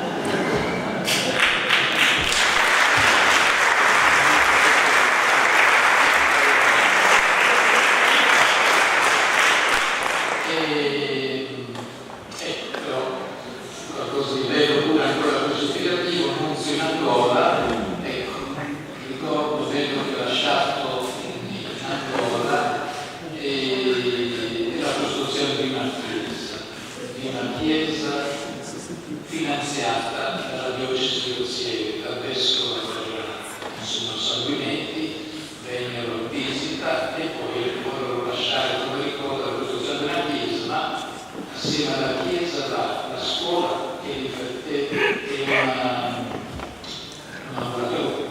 un ambulatorio, sì, e lo studio dei missionari. I missionari non si limitano solo a predicare, ma subito vanno sul concreto, assieme al Vangelo, ti porto anche l'aiuto, ti porto anche il sostegno economico, così. Ecco, e quindi è stata lì costruita questa chiesa per una scuola e un ambulatorio. E ci ho lasciato anche un paese, per cui ecco, qualche cosa, per non essere troppo lunghi, significa che io la Sardegna l'amo e mai e non posso rompere i rapporti con la mia isola. Ecco però, con tutta sincerità, questo di scoprire il valore della Sardegna ci devono portare a non chiuderci a noi stessi. Come diceva Monsignor Pezzenti, lo stesso Monsignor, dobbiamo essere aperti, essere veicoli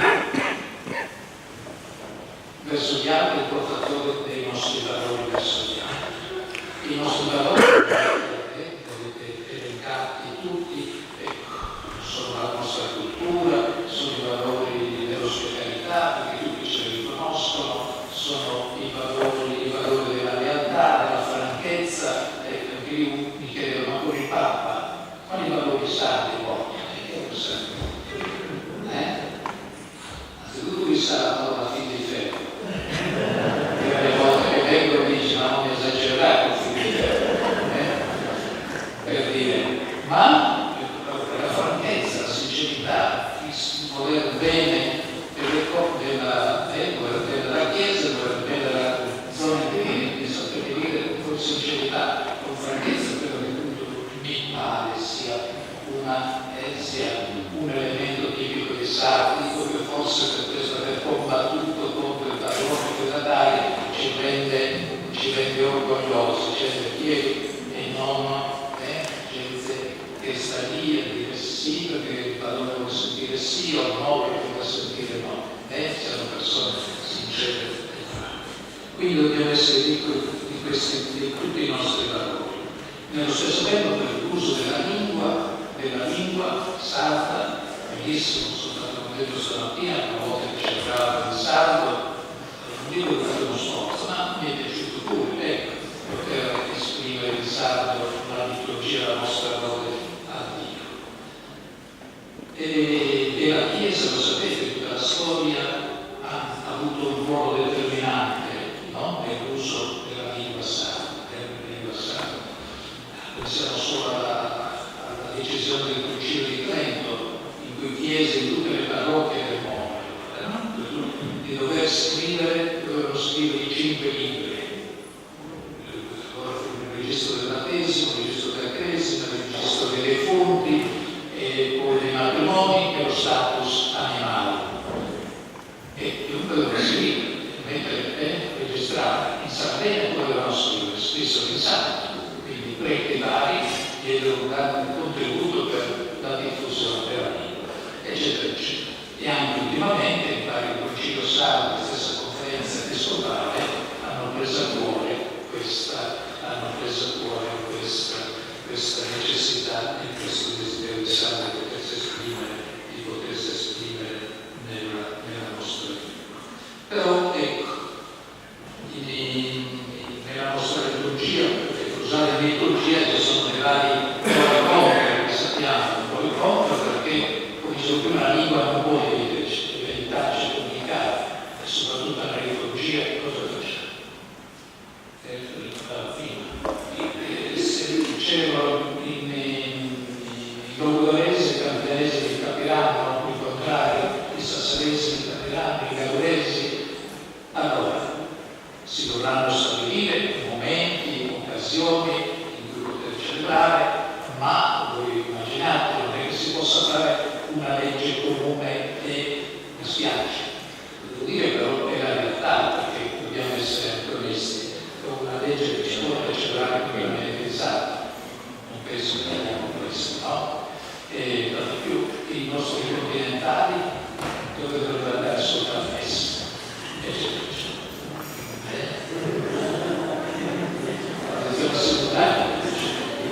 quindi alcuni problemi li pone.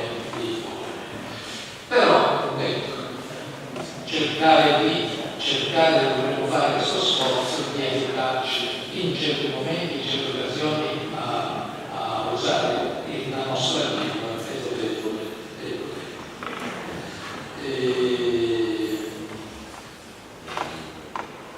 e a proposito dell'uso della nostra lingua, ecco, mi piace concludere con questo ammonimento di San Paolo. Lo faccio perché sono prete, perché dobbiamo essere sinceri con Dio e tra noi e tra di noi. Nessuna lingua, nemmeno la più stilisticamente bella e perfetta, scritto qua, potrà essere strumento di preghiera liturgica se non sarà animato da quel linguaggio del cuore che è solo gradito a Dio, cioè il linguaggio dell'amore. San Paolo appunto ci ricorda: se anche parlassi le lingue dell'uomo e degli angeli, ma non avesse la carità, sono come un bromito che risuona o un cembalo che inquina. Quindi questo non è valutare l'uso della lingua, ma se qualsiasi lingua usi, anche il sacro deve avere prima il cuore purificato, il cuore aperto agli altri, altrimenti costruiamo idoli. A noi ci è capito, cristiani, di costruire idoli, dobbiamo solo Dio da adorare e da sentire come è colui che ci invita a spargere il verbo vero e quello dell'amore. Grazie.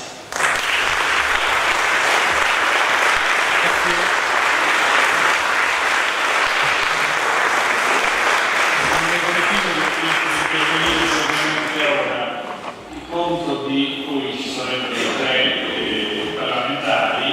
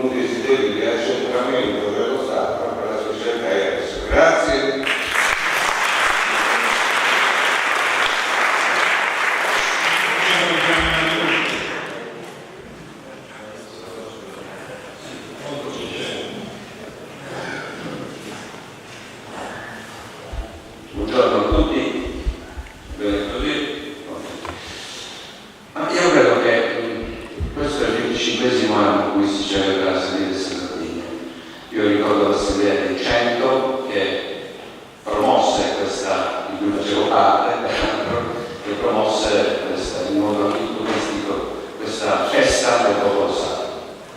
E poi cade nei 70 anni dell'autonomia della Sardegna. Io credo che dovremmo essere moderatamente contenti, felici e soddisfatti di questi due eventi che voglio brevissimamente, di cui voglio parlare insieme. Voglio legare, perché sono legati. I primi 2 o 3 anni sono stati splendidi per Salerno Sardegna e per la festa del popolo sardo. Poi abbiamo conosciuto in altri anni invece in cui la festa non è stata recepita come festa del popolo.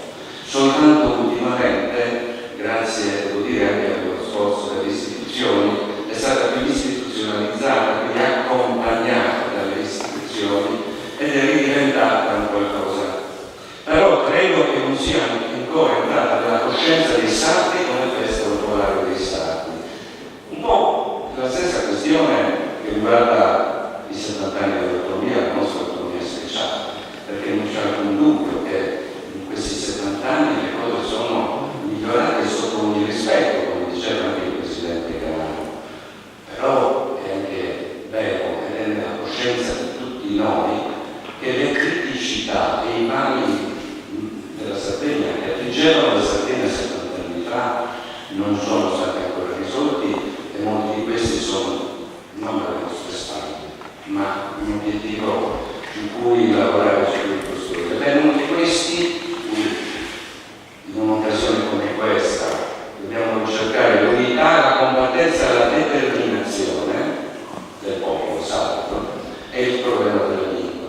Allora, nel 2000 lo Stato italiano, il governo italiano, ha approvato la Carta Europea delle Lingue Regionali e Minoritarie che consentirebbe un notevole progresso nel quale il sardo tra l'altro viene riconosciuto finalmente non timidamente come una legge nazionale, ma in modo molto più esplicito come lingua, non come lingua minoritaria da valorizzare per la crescita dell'intero Europa. In questi 18 anni, nonostante timidi tentativi fatti dalla 4 legislature, questa legge non è ancora stata ratificata, ragione per cui come Sardegna stiamo perdendo notevoli opportunità nel campo dell'insegnamento, nel campo della radiotelevisione, nel campo dei tribunali, nel campo anche degli enti locali, nel rapporto con i cittadini, secondo il principio di sussidiarietà, che quindi verrebbe applicato. Io credo, ci sono anche gli altri colleghi del Senato, di altre forze politiche, ma anche delle forze politiche istituzionali rappresentate qua, io credo che questa debba essere la volta per superare questo assurdo ritardo nell'approvazione della legge. Quindi io assumo qui l'impegno, spero di condividere, di far approvare una legge per la ratifica che concretamente possa contribuire anche alla legge che è in discussione in Consiglio regionale e assieme riusciamo a definire una legge per il vero bilinguismo. Ok? Arrivederci. L'onorevole Cristiano. Grazie agli organizzatori, grazie a tutto il presente. Le celebrazioni aiutano a dare una progressione organica e singoli in quali si riconosce la coscienza popolare, la coscienza produttiva del popolo. Io credo che oggi i singoli abbiamo portato dalla nostra bandiera, dalla nostra lingua che entra in una celebrazione cristiana, la umanità cristiana della nostra esperienza di vita. E in più, a me corre l'onore di dare le osservazioni di questo aprile, compiuto sul 47° anno, di ricordare che forse con l'approvazione di stasera e l'adozione dell'inno usato dallo Scudatarios da parte della regione si compie il percorso del terzo santismo, perché chiamo Satie, se quella bandiera è la bandiera ufficiale della Regione Sardegna, se l'inno del 48 entrerà l'inno della Regione Sardegna, lo dobbiamo anche a quell'intuizione, quei 13 combattenti, tornando dalla Grande Guerra, ebbero l'avventura di esprimere il bel progetto politico, a mio avviso, che i sardi hanno espresso in questi ultimi 100 anni e iscrivendo dall'articolo 5 di quello statuto tra i loro simboli esattamente la bandiera dei quattro mondi, esattamente l'inno del Partito Usato, esattamente la richiesta di ricordare e celebrare un momento di unità del popolo sacro che portò alla coesione politica. Faccio mio il richiamo da più parti emerso al rinnovato spirito di unità rispetto ai grandi temi che abbiamo la Sardegna. Oggi non ci sono più le trincee del Caso, del Montesero, non ci sono più i feudatari, ma ci sono nuove, forse più insidiose trincee, ci sono nuovi vissutori feudatari. E tutto il popolo sardo è chiamato ad affrontare insieme la trincea della disoccupazione, delle solitudini, delle sofferenze che vive questo popolo. Quindi il richiamo che mi sento di fare, ringraziando questo intervento, è quello di trovare lo spirito di unità di un popolo che come Sarzeto ha la fortuna di essere articolato nel mondo, perché è rappresentato in ogni dove e ovunque si vada questa nostra bandiera sventola, se non nell'aria dei cuori di sardi che vi abitano. Io credo che davanti a queste sfide che il presente ci propone, l'identità non sia un modo per isolarsi, anzi, lo diciamo proprio noi sardisti, la sfida della globalità e della globalizzazione impone il confronto con il resto del mondo, ma per potersi confrontare serve avere consapevolezza di chi siamo e da dove veniamo. La consapevolezza di noi stessi è imprescindibile per confrontarci con il resto del mondo, per poter accogliere, per poter vincere queste sfide. Quindi ancora una volta consentitemi di far ricordare in quest'Aula l'urlo che tutti insieme pronunciavamo necessario per uscire da quella direzione. Forza l'Aris!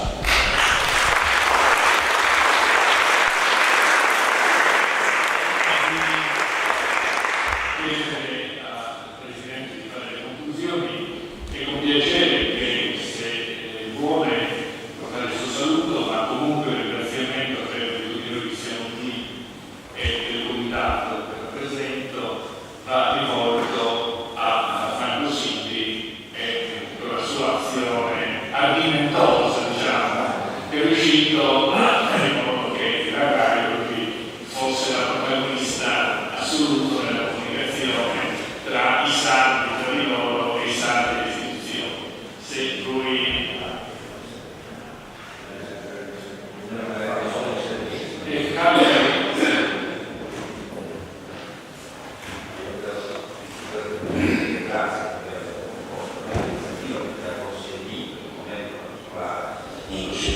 come riprendere la programma sensata con la Commissione di Cultura della Regione ha già assunto l'iniziativa per regolare le livelli a definirla, per dimostrare che il sardo è una lingua, esprime una cultura che unisce un popolo, che rappresenta un pezzo di quell'unità plurale dello Stato, di cui ha parlato anche il Presidente Matera con Cagni, e che partire dalla possibilità di trasmettere in diretta un evento che non è un evento, una celebrazione tipica della nostra modo di essere, perché nella messa che ha aperto la festa di oggi c'è un po' la cultura del popolo sardo, le nostre feste si aprono, hanno al centro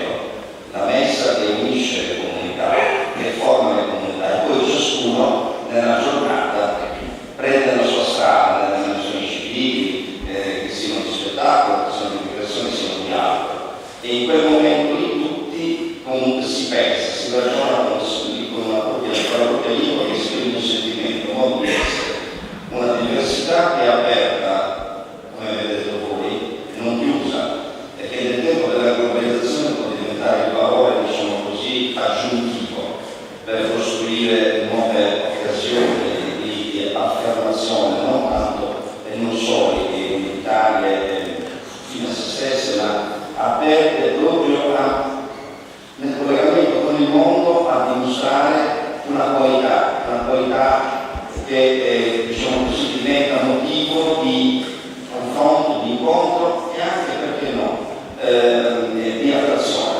C'è di tutto, si può creare intorno a una ripresa culturale, di sviluppo culturale, per cercare di fare, sta facendo cose molto interessanti, si può creare anche un'industria culturale, certo anche dare un valore industriale a questo. La RAI deve fare di più, è stata forzata un po' la mano, però forzando la mano abbiamo scoperto che qualche altro capisce che c'è un bene, non c'è da scherzarci sopra o da ridere, c'è un bene. Stamattina una famiglia che in Giulia ha trovato giusto dedicarci 10 minuti allora un dibattito non comune, un tagliere per la crusca del sistema, proprio di nome della nostra lingua, della messa in salvo del suo valore proprio comunitario e allo stesso tempo della lingua sarda, non male, dialetto in Italia, ma una lingua che ha un fondamento culturale, latino, eccetera, eccetera. Credo che ripartendo da qui forse possiamo aumentare i processi della politica, i processi della ricostruzione, diciamo così, del rilancio,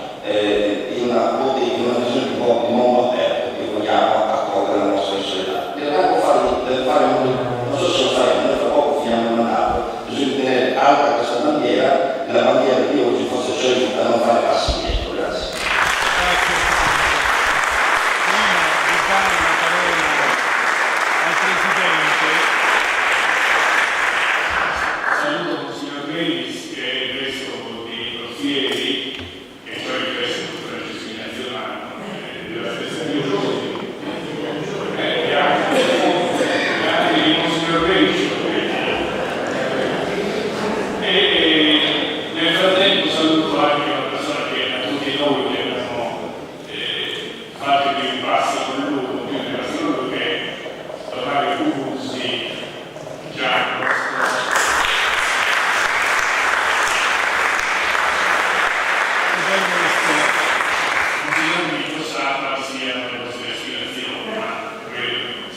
La Chiesa dello Stato, a lui la sua decisione.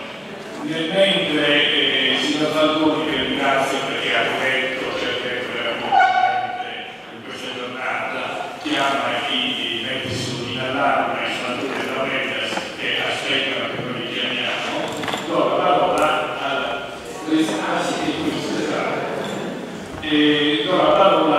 Presidente Francesco Vigna. Grazie.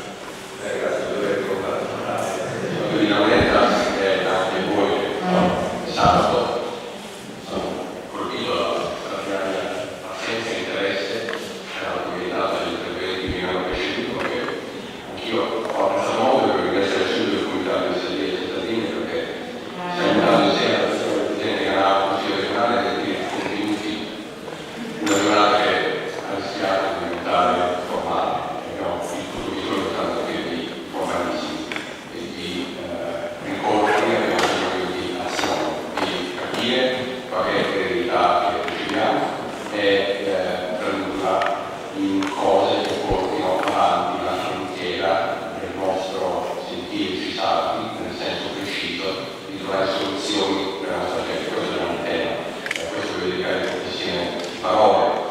Riprenderò molto rapidamente un tema che è stato preoccupato, quindi farò veramente in fretta, perché soprattutto se non sono preci sia il sindaco Massimo Zeller e poi negli altri interventi ho visto emergere continuamente un punto che mi sembra assolutamente fondamentale. Noi ci riconosciamo tutti in una straordinaria tradizione culturale, storica, nella opportunità di una lingua che va tenuta assolutamente in vita per la sua preziosità. Siamo tutti dentro questa tradizione. Non si invece da tutto alla fine quando di fronte a qualcuno che viene dall'Inghilterra, che mi deve giocare piuttosto alto, ha potuto rispondere a quel tono dicendo Sardinia. Io ci anche molto spesso, non parlo di sono dei pochino classi, però studiavo l'Inghilterra, studiavo l'Inghilterra, perché io ho avuto un posto quindi non provinciale, tanto che mi chiesto dove vivo, e anch'io devo dire essere in fondo. Non mi è mai capitato di dire l'Italia, ho scoperto dalla Sardegna. Me lo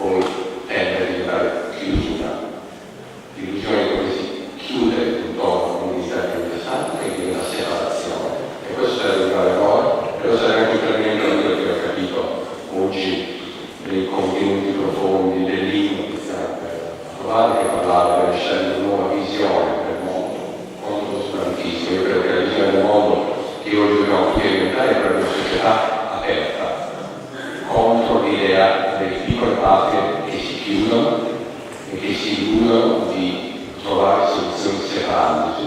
Le soluzioni non siano separandosi, ma stando nel mondo, chiedendo ad altissima voce pari opportunità in questo stare un mondo aperto di mercati come la difesa delle persone, in particolare dei diritti. Questo è il punto fondamentale. Per me, non credo che siamo tutti molto consapevoli. L'identità come base di dialogo, non come illusione di soluzione della chiusura. Devo finire per dire soltanto che un giorno, come se la Sardegna ci impone, e tanto più per i contenuti quanto più questa posizione è chiara, di mostrare, di evitare questa tradizione e di avere l'onore di poter rivendicare sempre maggiore autonomia, sempre maggiori spazi di autogoverno. Quindi solo questo per preparare il pomeriggio di una cose specifiche e concrete sullo stesso tema, sotto gli stessi titoli, per poter avere il diritto di rivendicare con forza noi, che parliamo adesso e pure non adesso, di poter prendere questa tradizione della Sardegna e rivendicare con forza ulteriori richieste di autonomia. Abbiamo bisogno prima di tutto di dimostrare di governare bene, e questo in tanti temi, magari nelle prossime giornate di serie della Sardegna dobbiamo anche avere un coraggio, il voglia di parlare di quanto bene abbiamo usato, di quanto dobbiamo molto cercare di migliorare questa opportunità che ci siamo conquistati e che vogliamo anche allargare, ma perché nei maggiori spazi è fondamentale la dimostrazione della nostra capacità di governare bene. Permettetemi di dirlo, per prendere un punto toccato da Marco. Abbiamo il dovere di dimostrare che sui temi che conosciamo bene noi siamo in grado di offrire soluzioni molto migliori per poter mai offrire uno Stato centrale con illusioni centralistiche. Questa è una battaglia che è ancora in corso e abbiamo una grande bandiera sotto la quale dimostrare che l'idea federale, che l'idea di decentramento politico, non solo amministrativo, è la formula magica per tenere insieme gli Stati e per dare ai cittadini servizi molto migliori di quello che l'illusione centralista potrebbe dare. Come Stati credo che possiamo fare un chiaro riferimento alla fusione perfetta con un perfetto errore della storia, una cancellazione di un'autonomia di cui nessuno Stato può fare una sua offrire poi sempre scegliere. Questa è la vera dimostrazione che dobbiamo dare. Sappiamo trovare soluzioni migliori nel livello locale, ovviamente non in contrapposizione con il livello centrale, ma in realtà in reale collaborazione. Cosa si può appunto quello locale? La reale collaborazione riguarda il fatto, la domanda semplice: li abbiamo questi spazi che ci servono? In alcuni ambiti certamente sì, e magari in alcuni ambiti non sempre facciamo bene e dobbiamo dimostrare di saper far meglio, ma in alcuni altri ambiti no. Qualche volta abbiamo risorse, ma qualche volta non abbiamo il potere, il diritto di usare quelle risorse. Ho parlato di società aperta, ma uno degli elementi fondamentali per poter stare dentro il mondo con l'idea della società aperta, per esempio, è quello della mobilità. E tutti noi sappiamo quanto fatica stiamo facendo nel ottenere un diritto alla mobilità adeguato alle nostre aspettative. C'è un enorme problema con Bruxelles che dobbiamo affrontare, e qui sì che dobbiamo pensare di essere tutti uniti nell'affrontare questo problema, perché c'è il paradosso che siamo riusciti a ottenere dal governo nazionale 120 milioni per finanziare al meglio una continuità territoriale adeguata al nostro diritto alla mobilità, e poi ci sono ancora regole europee. Stavo per dire seriamente, non dico, un po' troppo concentrate su astratti concetti di concorrenza, e parlo di economista, e che non si rendono conto di quanti fallimenti del mercato piagano la condizione di vita di chi vive in un'isola. Non c'è questa consapevolezza, e l'assenza di questa consapevolezza, se volete, di una normativa che attui l'articolo 174 del trattato di funzionamento dell'Unione Europea, che identifica l'autorità come vantaggio, ma poi non dà attuazione,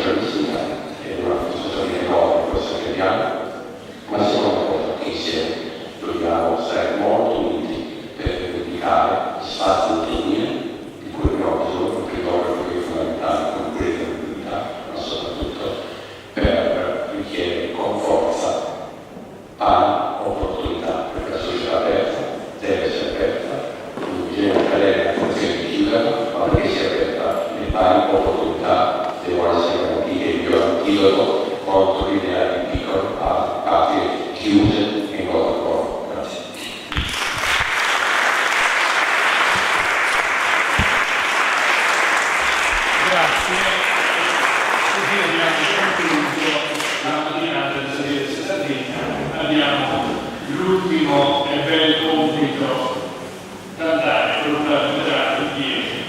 Abbiamo qui le pagine